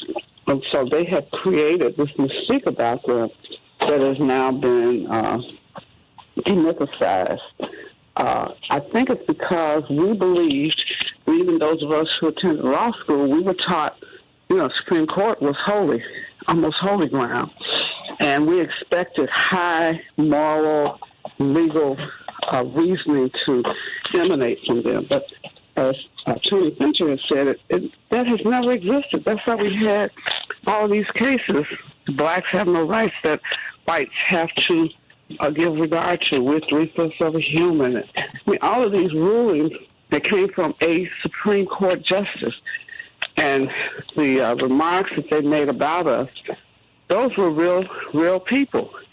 And we have learned over the years that they are appointed by real people. They're recommended by presidents who have a certain bent and ideology. They support those thoughts and feelings of the people that put them on the court. They're confirmed by U.S. senators who have a political ideology. And I guess with social media and all of the access to information that we have, we now know these are not the people that we thought. These are people just like all of us who have some relationships, and they have one of the best jobs in the country. It's a lifetime appointment. They don't even have to run for office. They did have to lobby the Senate to get the seat. They had to lie, some of them, to get appointed. But once you get there, you're there until you die or you decide to step down. And that's not fair. It's not just. And so we need to aggressively push these U.S. senators and the Congress to put some restrictions on the unethical behavior of Supreme Court justices. They should be held to the same kind of standard that any other judge in America is, any lawyer. We can't just take money from people with cases pending before them. Judges people lose their licenses. They get impeached over this. And not just impeached, they get removed from, I'm just trying to... They get removed forever. And so they should have the same standard of review and expulsion from the bench that any other judge that violates canons of ethics. This is immoral behavior. And it doesn't matter if you funnel the money through your wife or your spouse.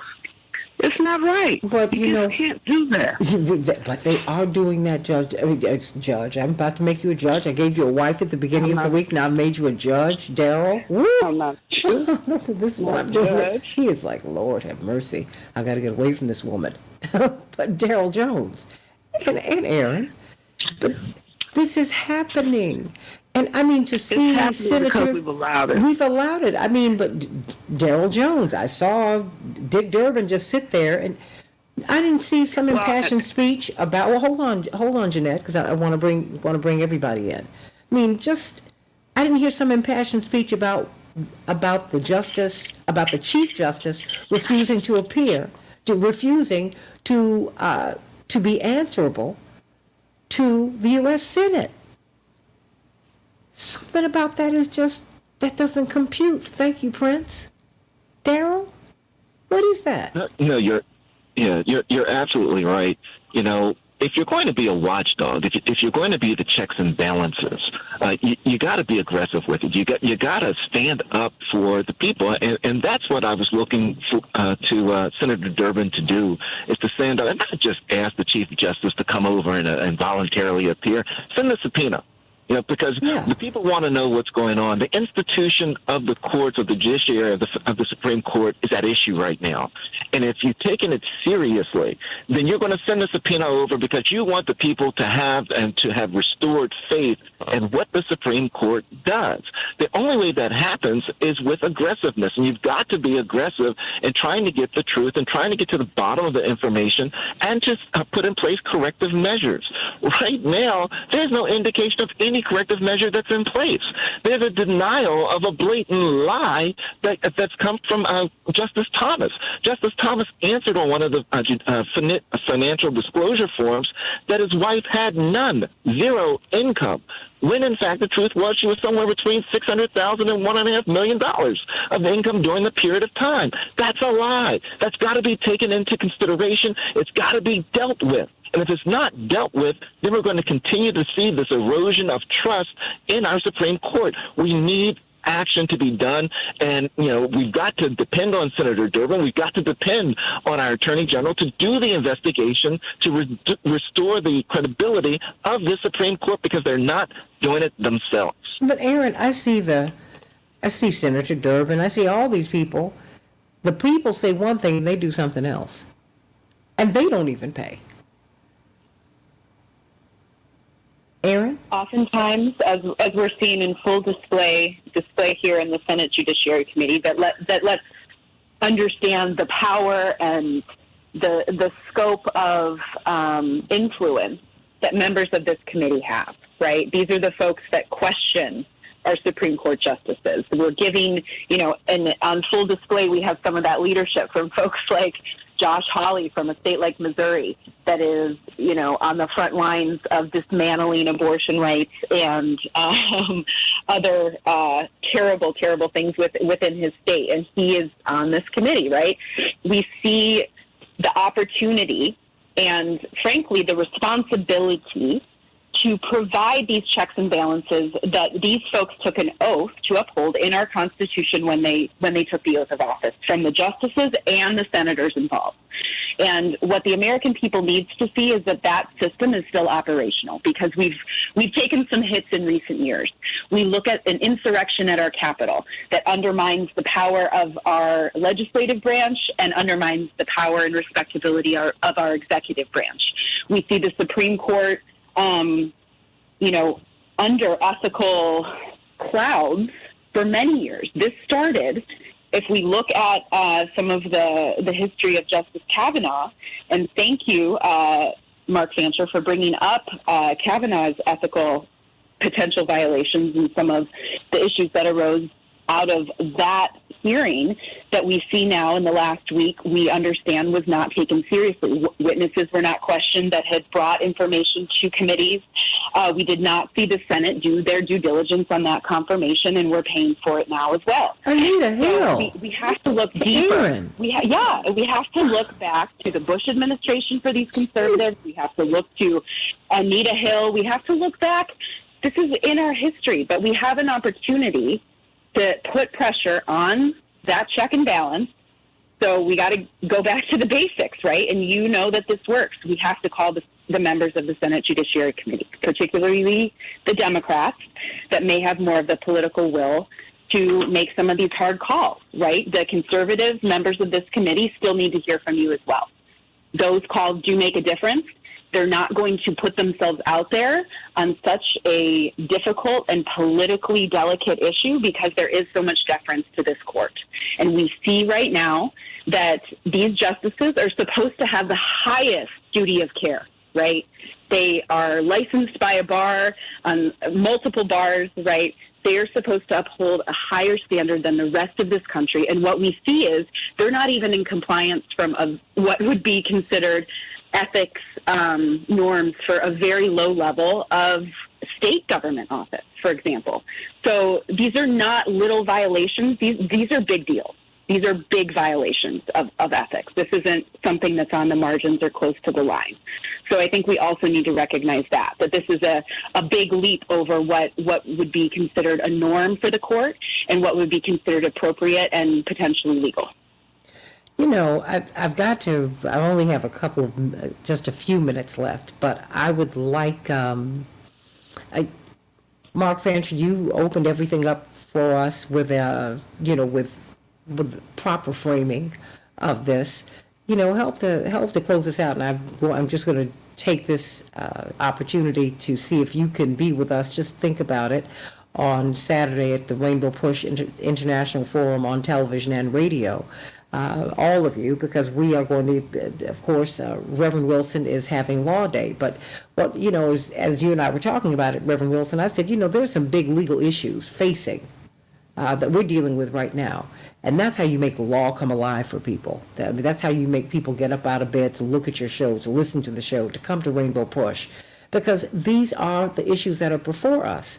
And, and the highest court in the land, Attorney Mark Fancher, they are off the rails. And I suspect that they have been for a very, very long time. What do we do about it, Mark Fancher? Well, I never believe in quick fixes for anything. And I think, as I said earlier, that this is just symptomatic of something that's much more fundamental, something that's more fundamentally wrong with the entire country. And I think that it's, as I said, it's not a question of trying to create for the justices some types of ethical standards that they need to adhere to, because those are in place. It basically is a question of enforcement, because that's the one deficiency in the process that doesn't allow for them to be overseen, monitored, and then punished or corrected when there are these types of transgressions. But I think that the problem that you see with the Supreme Court can be found in the other branches of government. And it's much easier to see them there, particularly in the executive branch. You can see it in the legislative branch. I mean, the entire government is problematic because, as I said, the entire governmental structure rests on a foundation which was rotten at the very beginning. And I do think that it requires us to go back to what Dr. King talked about in terms of the country having to undergo a revolution of values, that all of the things that many people in this country cherish as virtuous, and specifically they cherish wealth, they cherish popularity, they cherish celebrity. And when you have those as your values, when you think that those are the mark of a person who is accomplished, a person who is worthy of support, a person who is worthy of leadership, then what you end up is electing a Donald Trump. You end up with justices of the type that we have. So there is this need for a revolution of values. where we identify other types of traits and characteristics as those which are, in some way indicators of people who are worthy of assuming positions of leadership in the country. And, I don't stop there. I don't think it's just a revolution of values. I think it's the need for a political and an economic and a social revolution as well. I never have been very crazy about what we've got in this country, particularly because of the historical crimes that it created in terms of the indigenous population and the African population. Sure. So we just have a lot of heavy thinking to do, a lot of organizing to do, and a real effort that we need to do in order to get right with God.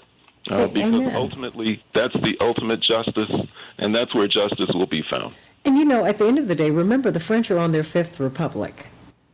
And the Constitution itself was designed for us to not only amend it, but to change things when necessary, to make things right. That's what we have to do. We have to do this.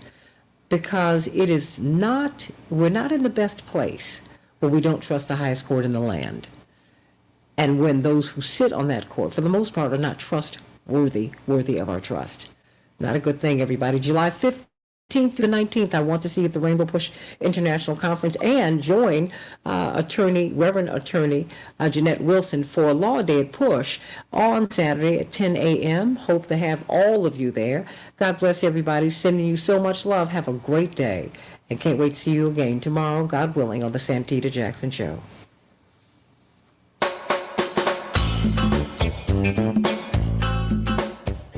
Mark Fancher. Mark, you still there? Is anyone still there? Ooh. Okay, Attorney Hoffler? No, she's gone. Reverend Wilson? Is anyone still there? I think that they are. They probably cannot speak to me. Okay, everybody, so I'm going to have to let them go, but let me try and reach Henry, because I think he might have left the studio.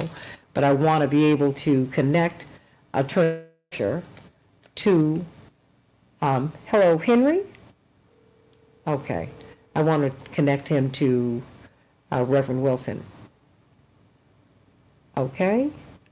All right, so let me see if I can do this. Hello, Henry? All right. Let me see if I can do that. But anyway, everybody, I hope to see you at Rainbow Push on Saturday, 10 o'clock. Of course, you can hear it on WVON, but you can also go to the Rainbow Push and the Reverend Jesse Jackson Facebook page. I don't know why I can't connect with anyone. Hi. Henry, yeah, I'm not able to speak to any of the callers. Have they left? Any of the guests? Okay. Okay, thank you.